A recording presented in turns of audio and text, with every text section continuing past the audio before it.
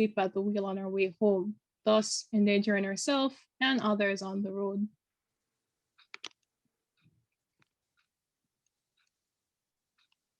With 1 in 25 Americans reporting that they have fallen asleep while driving, it's clear that this is a major problem. In 20% of crashes and 16% of near crashes, the driver showed signs of fatigue. We all know that drowsy drivers are dangerous, but we wanted to see how other drivers felt. For our survey, we received 157 responses. And when asked whether drowsy drivers pose a threat to road safety, 11.9% agreed, with an additional 86% agreeing strongly. This totaled 133 people, or 97.9% of respondents. Only 17% reported complete comfort with cameras recording their movements, while more than double that amount showed a preference for heartbeat monitoring. When asked if they had a similar or differing feelings when comparing video or heart rate collection for this application, over 67% of respondents indicated a preference for heart rate. Another 22% had no preference. But most enlightening was the fact that only 3.6% of respondents would prefer having a camera recording them. Through this survey, we confirmed that many drivers feel strongly that drowsy driving poses a great risk both to drivers and passengers, and that general consumer discomfort with having video taken of them likely renders solutions using that approach hobbled, at least for the present time. This leads us into our solution. As an innovative automotive heart monitor, Milana aims to address both the dangerous problem of drowsy driving and the privacy concerns of potential users. Milana is a responsive automotive AI prototype which detects when a driver falls briefly asleep by monitoring their heart rate. All drivers can benefit, but some specific groups at higher risk for falling asleep while driving include young drivers, truck drivers, and drivers alone in their car. Further, between the hours of midnight and 6 a.m. or the late afternoon, drowsy driving is more likely. In a global society where 1 out of every 5 people are sleep deprived, we need to harness AI as a tool to mitigate these conditions. Milana works in conjunction with a heart monitor which detects and records a driver's heart rate. This information is fed into our novel CNN model, which we trained to determine when a driver is falling asleep given the slowing pace in their heart rate. Upon recognizing this, the car's automatic responses would take measures to affect the environment to increase alertness for the driver, such as adjusting the seat, playing a certain type of music, etc. So I imagine the first question in your mind is, how do we transform, heart rate data into an image to feed into CNN? Well, we put a concept from physics called recurrence plots shown in the upper right hand of the slide. A recurrence plot simply shows the similarities throughout the temporal evolution of a time series. So for example, if you had a recurrence plot of a sine curve, it would have a very defined pattern. Whereas if you had a recurrence plot of like random noise, the recurrence plot would be very staticky. To train our model, we used 100,000 samples from the sleep health heart study. And we converted each EKG into the recurrence plot, fed into our CNN, and gained a final test accuracy of 90%. The final model had around 16 million parameters. And to really speak upon how robust this model is, I made sure to put data from the sleep health heart study because that database has patients who had both normal heartbeats and irregular heartbeats like AFib. So our model is generalizable to both the entire public. The main insight from user interviews is that drowsy drivers want to engage their minds to prevent falling asleep. Thus, personalization and proactiveness became the key aspects we considered while designing our product. After drowsy driving is detected, we have baseline responses such as vibrating the seat or steering wheel and rolling down the windows. From there, if a user wants Milana to find them the nearest coffee shop, that can be their default setting. Or if a different user would prefer to have a conversation with a friend, that can be the go-to setting, or both of these. These settings would be implemented in Milana's next hardware phase. People's preferences are nuanced, and Milana will ensure user experience is customized and active. Other companies like Realize rely on cameras for gesture recognition. As mentioned earlier, both the people we interviewed and surveyed expressed privacy concerns regarding video data.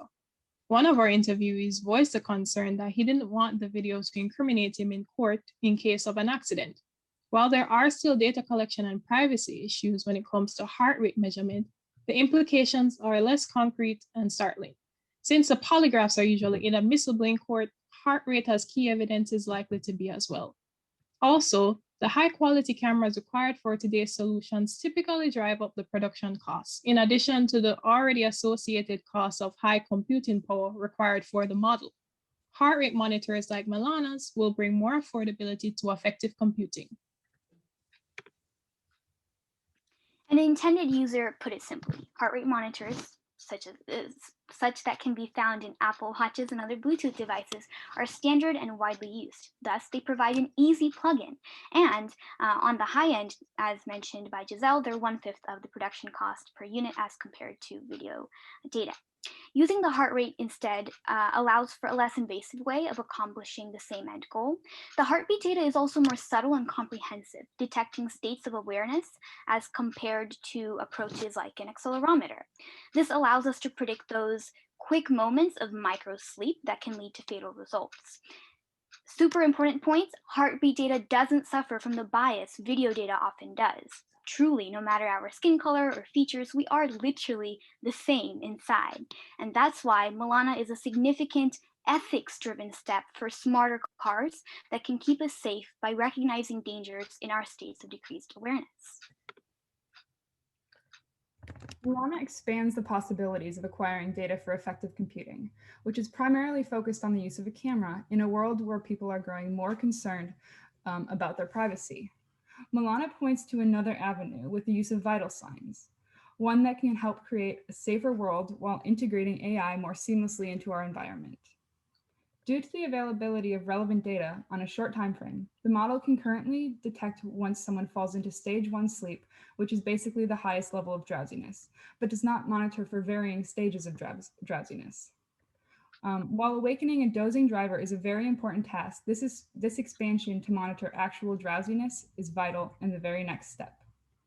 Milana also has the potential to monitor other reckless types of driving, such as road rage, which can be detected by an increase in one's heart rate. From our user interviews, we learned obviously that there are different intensities of aggression, and this mirrors what we plan to already expand with, in terms of levels, identifying levels of drowsiness and sleep. Additionally, expanding on the road rage idea, we learned that a soft pitch was the most preferred response by the car when road rage is detected. But again, customizability is the key. And lastly, in addition to sound and feel, smell is the other accessible sense that can be used especially to calm or perhaps stimulate hunger and awareness, depending on whether the driver is drowsy or angry. One of our interviewees expressed a concern of frequently checking their child in the rearview mirror instead of the cars behind them. We found related data from a study at the Monash University Accident Research Centre in Australia. Of 92 road trips analyzed, the most frequent types of distractions were turning to look at the child in the rear seat or watching them in the rearview mirror, which was 76.4% of the time. Having a conversation with the child was next at 16%. Milana could be expanded to monitor the child's heart rate as both a safety precaution and also analyze the child's emotional state, and these insights could aid communication, especially between young children and parents. So our next major hardware phase is to build our own custom heart monitoring device. So we actually tested our model against EKGs exported from my mother and from Anuja, and the model correctly predicted that they were both awake in those instances. But that export data phase is very, very cumbersome. You have to export your entire health database. It's very cumbersome. So we have to build our own for platform to dynamically export that data. Yeah, so let's not forget about our SureStart scientist. Here's how Milana protected her. Detecting dangerous signs of drowsiness. There's a Starbucks in 0.5 miles. Would you like to go there? Ah, yes. Thank God for Milana. Right, your 10 minutes are up. Awesome, that was the end of our presentation. Thank you so much, everyone, for your time and attention. Thank you. Okay, now we have 5 minutes for questions. That was very well done, Optimus Python. Yes. I do have a question about the sleep study data. What's that representative of a variety of races and ethnicities? Or did that come from like a single sleep study source? Can you talk to me a little bit more about that? Yeah, I would love to. So the Sleep Health Heart Study is the most comprehensive database ever created. It was created for many universities across the country, different platforms. I had 100,000 samples, so it was very representative of the entire U.S. population.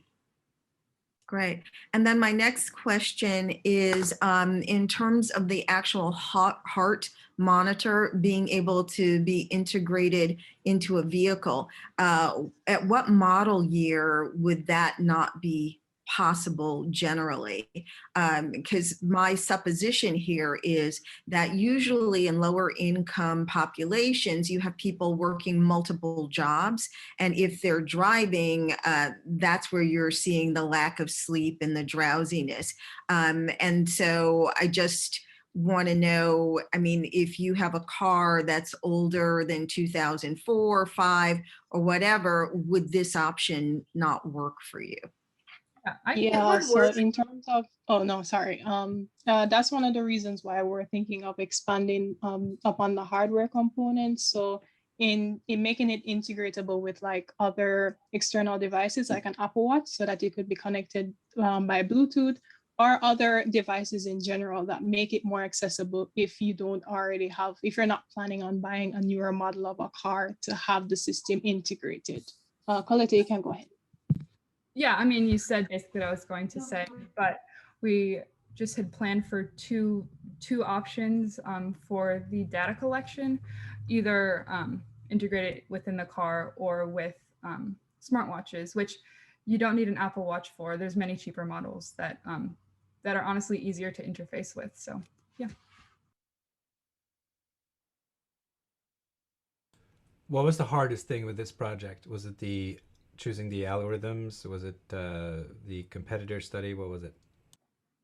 I guess personally, it was actually finding that data. So I was very, very, very lucky. I found a paper very early and I sent a data request. I said, please let me have access to the database. And I was granted access a couple of days ago. So getting access to that data was the hardest part, honestly. I mean, after I had it cleansed, it was very easy to feed into CNN and get an accurate prediction. Can I ask a few technical questions? Sure, yeah. So how do you obtain the ECG in the car? So our ECG is actually derived solely from the local smart watch device. So you would have the smartwatch, once you build like the hardware, you would have the smartwatch and it would export your data to to your phone. That's how the actual final application will work. Photoplasmography? Yes. Okay. So that's highly subject to movement artifacts. So one thing you might consider, kind of like they do with treadmills, is have this built into the steering wheel. And so it's capacitive sensing. Yes, one thing we were thinking about is, since you can check your pulse right here on your hand, if we had a hardware piece that was built into the steering wheel, it wouldn't require a user to need or like to buy an outside device like an Apple Watch or a smart device. So it lowers the cost for the user themselves and also is more integratable with the car, and it's an easier way basically for it to detect the state of the driver. Thank you. And do you think breathing rate or yawning would be an additional source of information that might be helpful in this context? Yeah, from the heart data, we learned that you can actually access breathing rate. I think that yawning would also be, but at least directly, I don't know if we can access that from heart rate data. And we feel very strongly that having cameras in cars could be a dangerous, or just like not wanted by users. I was thinking more respiration than actual computer vision. This is a hard one. So the training set you're using is from sleep polysomnography, correct? Yes. So people are lying down. And so now you're trying to use this when people are seated upright. So do you have any concerns about overfitting this model and what you would do with false positives or false negatives? That's a great question. I hadn't really considered that. I guess I was just happy in the sense that when I tested on an actual EKG from ourselves, that it was accurate. We definitely have to go back and consider how are we going to tweak this model to ensure that it's generalizable to, I guess, a person standing up. The only issue is that we have to actually find that data. It's probably out there. I mean, it has to be out there, but we'll find it. What I think would be awesome is if you had like a typical sleeping population, people with narcolepsy and people with sleep apnea in a driving simulator, and you had ECG and EEG. You're underspecified with heart rate as being sleep 1 stage sleeping. I think you would want to have better validation of clinical population comparisons in a driving scenario without the risk of anybody actually falling asleep or getting hurt, and really learn the signals that best discriminate those individuals in those states. It's a fantastic idea. Thank you. Did a great job. Thank you. Thank you.